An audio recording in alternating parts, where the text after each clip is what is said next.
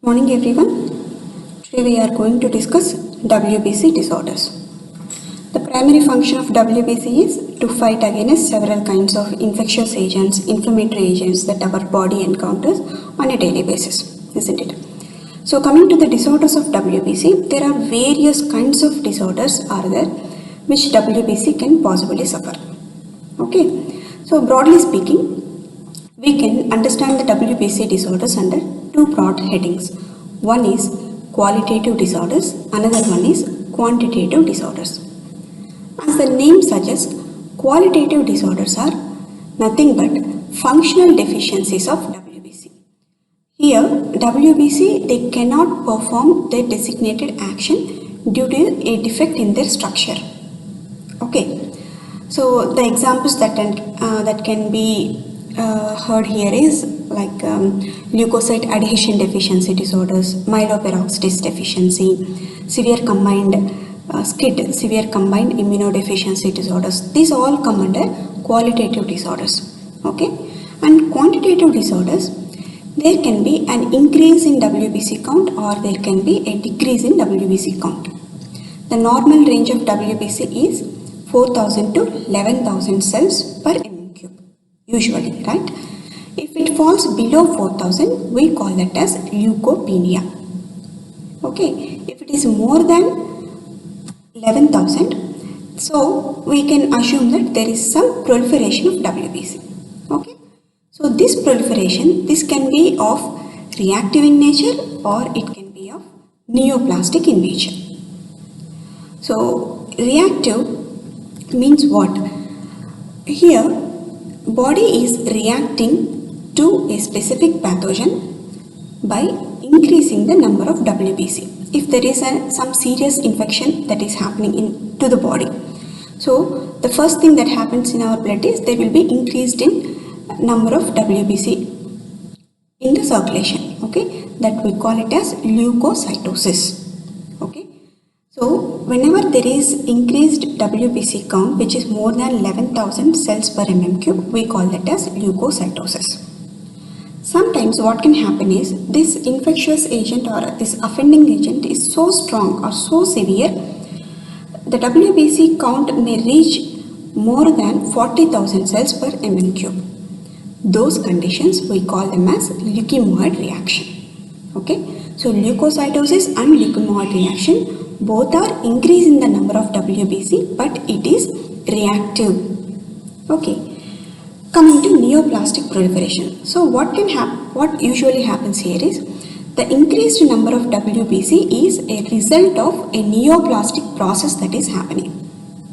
Okay, so the neoplasms of WBC are called as leukemias or lymphomas.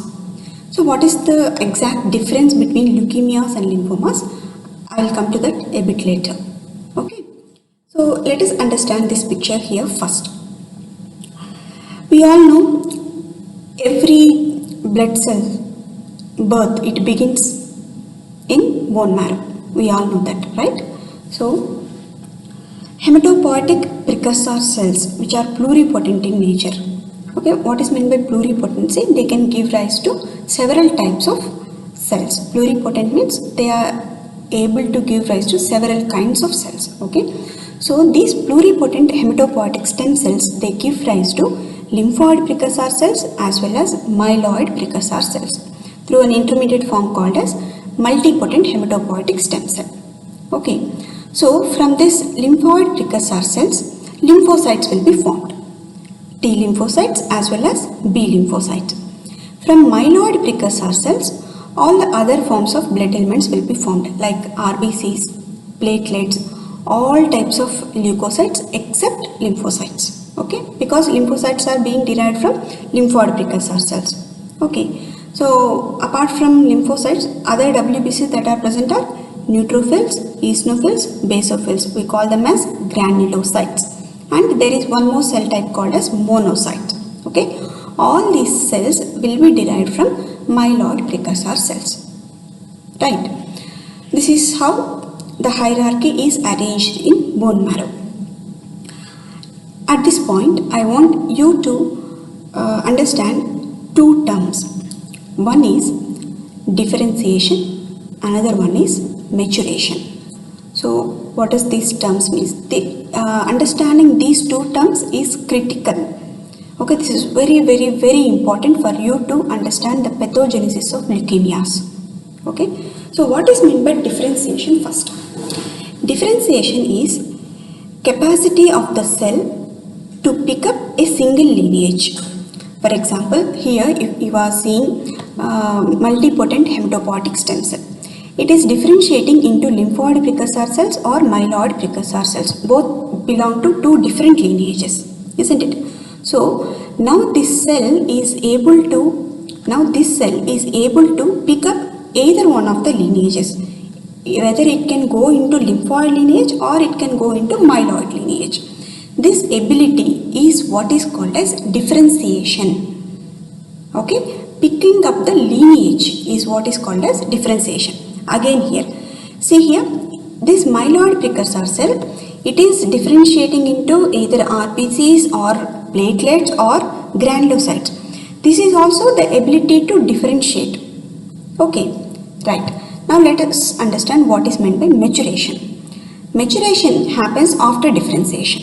Okay, once you pick up the lineage, for example, this multipotent hematopoietic stem cell, it has picked up this lineage lymphoid progenitor cells. Okay, after it has chosen this particular lineage, it develops into B lymphocytes and T lymphocytes.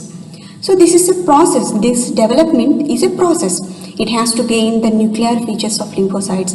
It has to gain the cytoplasmic features of lymphocytes and then features that distinguish them into B lymphocytes and T lymphocytes. All those features have to be acquired. This process of acquiring cytoplasmic as well as nuclear features characteristic of a particular cell is what is called as maturation. Okay, so differentiation is picking up lineage. Maturation is acquiring the characteristics of that lineage. Okay.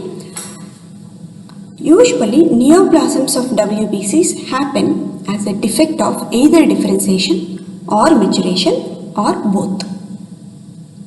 Okay, keep that in your mind. This is the basic concept you must understand. Okay. So here differentiation is acquisition of characteristics that determine the lineage to which a cell is assigned. Maturation is gradual acquisition of nuclear and cytoplasmic features of that particular cell. Okay. One best analogy I can quote here is like when the embryo is formed, okay, it will be destined to become either female or male. That's what we call it as differentiation, picking up the lineage, whether you want to be a girl or you want to be a boy. Okay, and once that is decided, they acquire characteristics that are specific for a boy or a girl. Okay, both externally and internally, right? That's what we call that as maturation. So acquiring that skeletal frame, skin texture, genital organs, secondary sexual characteristics, everything what is required to define that individual as either male or female. Okay, acquiring all those characteristics what is called as maturation. Okay, so I hope you are clear with these points. And we were talking about neoplastic proliferations of WBC. We can call them as either there are two categories actually, leukemias and lymphomas. What is the actual difference between these two and what is the similarity between these two? Understanding these two terms and the difference between these two is very important. Okay. So leukemias and lymphomas both are neoplastic proliferations of WBC. Both are WBC cancers. Okay. Based on the type of presentation at the clinical when the patient comes to you. Okay, the physical distribution of these cancer cells is what designates them as either leukemia or lymphoma. Let me be more clear about this.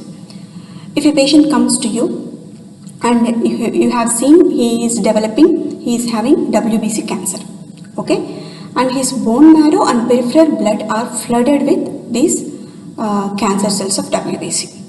then you call that person as having leukemia, and his lymph nodes are not involved. Okay, so leukemias are neoplasms where bone marrow and peripheral blood are involved. And the second scenario, now the patient comes to you, he is having all lymph nodes. Lymph nodes are enlarged. If you examine the lymph node, you identify there is a neoplastic proliferation of WBC. But his peripheral blood or bone marrow, they are uninvolved. Then you designate that patient as having lymphoma. So why we are actually talking about bone marrow, circulation and lymph nodes all together is, see, the story of WBC, it goes something like this. They will be born in bone marrow, right? They will be brought up in bone marrow and thymus, okay, and they enter the circulation. See, bone marrow, from bone marrow they are entering the circulation. After circulation, they will go and settle down in lymph nodes, right? Lymph nodes and spleen, right? Those are the central lymphoid, peripheral lymphoid organs, right? So the overall physical presence of WBC is located either in the bone marrow or in the circulation or in the lymph nodes. So depending upon the physical location where this neoplastic process is happening, we classify them as leukemias and lymphomas. If it is bone marrow which is spilling into circulation, we call that as leukemia. If it is confined to lymph nodes, this proliferation is confined to lymph nodes but it has not entered circulation or it has not involved bone marrow, then we call that as lymphomas. Okay, right. This is the clinical perspective of neoplastic proliferations of WBC. Let us talk about pathology perspective of neoplastic proliferations of WBC. So WBC neoplasms or WBC cancers can be classified into lymphoid neoplasms, myeloid neoplasms and histiocytosis. So what is lymphoid neoplasms? These are a group of disorders of lymphocytes. These are group of disorders of lymphocytes, either B lymphocytes or T lymphocytes or NK cells. Okay. The bottom line here is the neoplastic cell, it resembles a lymphocyte. The cytoplasmic or nuclear characteristics of this neoplastic cell, it somewhat vaguely resembles a lymphocyte. That's when we call them as lymphoid neoplasms. So they are resembling somewhat they are resembling lymphocytes. So we call them as lymphoid neoplasms. Then what is meant by myeloid neoplasms? Myeloid neoplasms, they occur in progenitor cells usually. Here the neoplastic cell, it will have myeloid features. Okay, definitely not lymphoid features. Myeloid features will be there. That is a neutrophil, monocyte, basophil, eosinophil, RBC, platelet. The features which mark them as myeloid series of cells. Okay, those features will be present in this group of neoplasms. Okay, and the third group is histiocytosis. These are neoplastic proliferations of macrophages and dendritic cells. We won't be talking much about histiocytosis. For us, for our standards, we will be discussing lymphoid neoplasms and myeloid neoplasms. Okay, and for today's class, we will be discussing myeloid neoplasms. So I already told you, myeloid neoplasms are the ones that are occurring in hematopoietic precursor cells. Okay, and the neoplastic cell, it will possess characteristics of myeloid series of cells. This is what we know about myeloid neoplasms so far. Okay, and now we can classify myeloid neoplasms based on the problem that is occurring mainly. Okay, I told you already, the neoplastic proliferations of WBC, they are usually a result of either a problem in differentiation or problem in maturation or combined, both differentiation and maturation. We all know the concept of differentiation and maturation, right? Okay, so myeloid neoplasms are classified into three types of disorders. First one is acute myeloid leukemia. Second one is myeloproliferative disorders.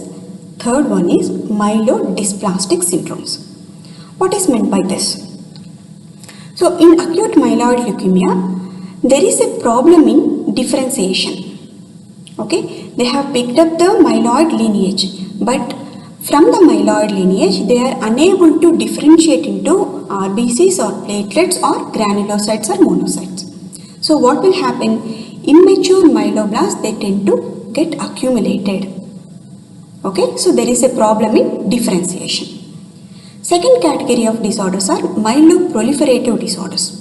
So here what is the problem here is, there is skewed differentiation. We call it as skewed differentiation. That means usually if a myeloid progenitor cell is there, for example, it has to give rise to 100 RBC. Okay, it has to give rise to 100 platelets. At the same time, it has to give rise to 100 of granulocytes.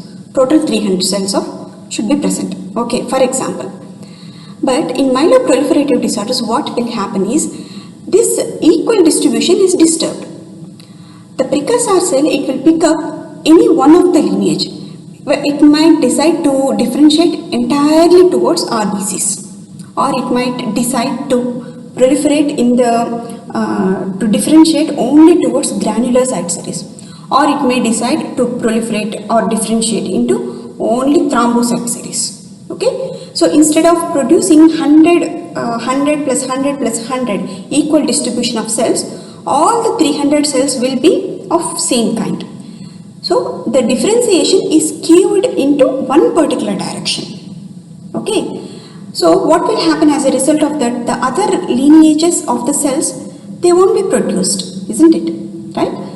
And apart from this skewed differentiation, there is increased proliferative drive is also there. So it will pick up the lineage it wants to differentiate into, and not only that, there will be increased proliferation drive. There will be excess production of the same kind of cells.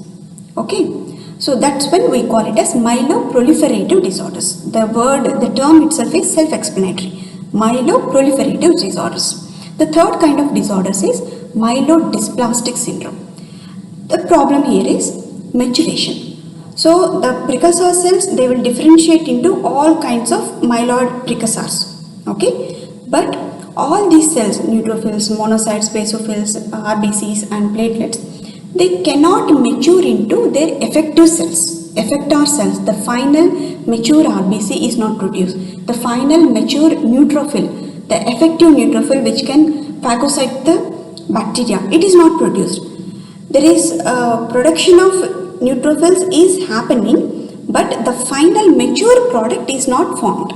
So what will happen? Functional capacity of that neutrophil is cut off. Okay, there won't be any functional cells. Those set of disorders, we call them as myelodysplastic syndromes. Okay, so all these three categories: acute myeloid leukemia, where there is a problem in differentiation; myeloproliferative disorders, where there is a problem in skewed differentiation and increased proliferative drive; and myelodysplastic syndrome, where there is a problem in maturation. All these three kinds of disorders, they come under myeloid neoplasms. Okay, and in today's class we will be discussing about acute myeloid leukemia, and in the next class we will be discussing about myeloproliferative disorders. Okay, right, let us talk about acute myeloid leukemia. So what do we know about acute myeloid leukemia till now? This is a myeloid neoplasm. Okay, so as this is a myeloid neoplasm, the problem is at hematopoietic stem cell, right? There is a problem at hematopoietic stem cells, and there is a problem in differentiation, which leads to accumulation of precursor cells. Okay. So the risk factors for development of acute leukemia are,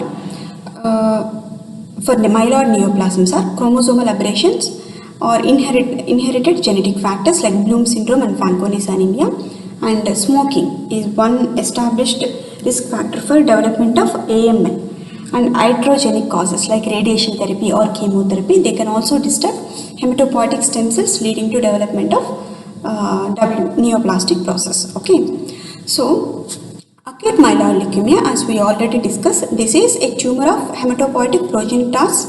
Okay, and there is a problem with the differentiation, which results in accumulation of immature myeloid blasts in the bone marrow. Okay, so by definition, this is acute myeloid leukemia. Okay, the usual age that is affected here is, usually it is more than 60 years of age, but nowadays we are seeing AML even in younger group of patients, even for 20 years, 30 years. We ourselves, in our lab, we are seeing cases, but usually it is considered as disease of old age, 60 years. And what is the problem that is happening in hematopoietic progenitor cells? Usually there will be a genetic factor that is involved. There is a translocation between chromosome number 8 and 21, or there is inversion of chromosome 16. These are the molecular events that are happening in a progenitor cell so that it is developing into acute myeloid leukemia. Okay, right. So the WHO, it has classified acute myeloid leukemia into 4 main categories. Okay, this looks worrisome, I know, but stick with me. This is very easy to understand. Don't get afraid by just looking at the this large chart. Okay, it is actually very easy to understand. Okay, so WHO people, World Health Organization people, they have tried to classify this acute myeloid leukemia. Okay, the 4 main categories are AML with recurrent genetic aberrations. Okay, under this category they have found few acute myeloid leukemias, they are consistent with few chromosomal translocations. Okay, like 15 and 17 translocation. Few chromosomal translocations are consistent with that. Okay, so those acute myeloid leukemias are grouped under this category.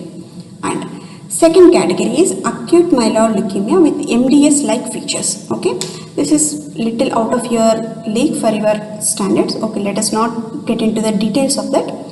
Just remember, there is a category acute myeloid leukemia with MDS-like features. Okay, and the third one is acute myeloid leukemia therapy related. Okay, the people, they will be taking treatment for some other disease like CA breast or CA endometrium or whatever it is. For some carcinoma, they will be taking radiotherapy or chemotherapy. Those agents, they can induce hematopoietic neoplasms. So all those leukemias, they are grouped into AML therapy related. Okay, and there is this fourth and important category, AML not otherwise specified. Okay, they do not fall under the above 3 categories. They are not with the recurrent genetic aberrations, they are not the leukemias with MDS-like features, they are not the leukemias that are associated with therapy. These are completely different set of AML. Okay, and in that they have classified again into minimally differentiated AML without maturation. Okay, AML with myelocytic maturation, myelomonocytic maturation, monocytic maturation, erythroid maturation, megakaryocytic maturation. Okay, okay, this part of classification you have to learn. How to learn is next question. Okay, we all know that myeloid series, it includes not only granulocytes but also RBCs and platelets, right? So let us put this AML with megakaryocytic maturation. So platelets is over. Then we have AML with erythroid maturation. RBCs are over. Then rest 5 are concerned with granulocytes. So if this is a AML with minimal differentiation into any one of the granulocytes, it is not even coming to these categories. Only it is stopping at myeloproliferative cells, myeloid precursor cells. It is minimal differentiation. Okay. And if the differentiation has happened but there is a problem at maturation, at this point there is a block. So what will happen? This we call it as AML without maturation. Okay, and AML with myelocytic maturation. So after myeloblast, there comes promyelocyte and comes myelocyte. So up to myelocyte only the cells are differentiating, the cells are maturing. After that they are not maturing. Okay, so AML with myelocytic maturation, and then we have myelomonocytic maturation, AML with monocytic maturation. No problem if you read for 2 to 3 times. This is a easy breeze. Okay, right. So Once you are talking about a leukemia, what you are supposed to talk about is, you should say the cell of origin and you should talk about the bone marrow pathology. So leukemias, they involve bone marrows and peripheral blood. So definitely you have to mention the features that are present in the bone marrow, features that are present in the peripheral blood, okay, and clinical features. So this is the checklist for leukemias. Acute myeloid leukemias are myeloid neoplasms, that is the cell of origin, okay. And coming to the bone marrow, by definition, acute leukemias should have more than 20% of myeloblasts. This is by definition, there is no bargain. Minimum of 20% of myeloblasts should be there in the bone marrow. If you take bone marrow aspirate, out of 100 cells, at least 20 cells should be myeloblasts. It will be usually more than 20 cells. Okay. So how do we identify myeloblasts? So they are frequently asking this question, describe the myeloblaст. So a myeloblast will have abundant cytoplasm and it will have something called as OR rods. Okay, they are nothing but needle-like azurophilic granules. And the nuclear chromatin is very delicate in case of a myeloblast, and prominent nucleoli will be there. 2 to 4 prominent nucleoli will be there. Okay, so if it is a AML with monoblastic differentiation, okay, what you see is monoblast. So monoblast, the description for monoblast is the nucleus is folded or lobulated, okay, and the cytoplasm, it will not contain OR rods. So they have asked many times to describe myeloblast and monoblast. You have to remember this description, okay. And so this is what that is happening in the bone marrow level. Okay, whatever is happening at the bone marrow level, that will be reflected in peripheral smear. That is quite logical, isn't it? So just imagine in the bone marrow, all these hematopoietic precursor cells, they are rapidly proliferating. Okay, but they are not producing the effector cells. So what will happen to the efficient RBC count? It will increase or decrease? Definitely it will decrease, right? What will happen to the platelet count? Usually, what do you expect? Because these immature cells, they are occupying the space. They are space occupying lesions. So what will happen to the normal amount of cells that are produced at some rate? That production rate will be decreased, isn't it? Because the factory which is supposed to act at a specific rate, it is just being occupied by all the lazy fellows, which are who actually inefficient fellows. So what will happen? The production will obviously come down, isn't it? So there will be decreased number of thrombocytes will be there. That will be there. And what will happen to the normal granulocytes? They also will decrease, because whatever cells are produced here, they are immature cells. So the same picture will be reflected in peripheral smear. So decreased RBC is reflected as anemia, decreased WBC count, decreased final effector cells will be reflected as neutropenia, and decreased platelet count will be reflected as thrombocytopenia. Okay. Now you know what is happening in the blood. Now it is very easy to guess what will happen to the patient. So if a patient comes to you, if he is having anemia, neutropenia and thrombocytopenia, what do you expect? Because as he is having anemia, the patient obviously will complain of fatigue, isn't it? And he doesn't have the working neutrophils. So he is a prey for infection. So he suffers from frequent infections, okay? And what is happening to the platelet count? It is decreased. So he is more prone for development of mucosal and cutaneous bleeding. That's all. That is the clinical picture. So a patient who is suffering from leukemia, he presents with vague features like fatigue, frequent infections, spontaneous mucosal, cutaneous bleeding. Okay. And if it is a case of AML with monocytic differentiation, patients, they present with infiltrates in the skin and gingiva. Okay, monocytes, they tend to infiltrate the skin and gingival structures. So there will be swelling of that. Okay, so this is the clinical picture.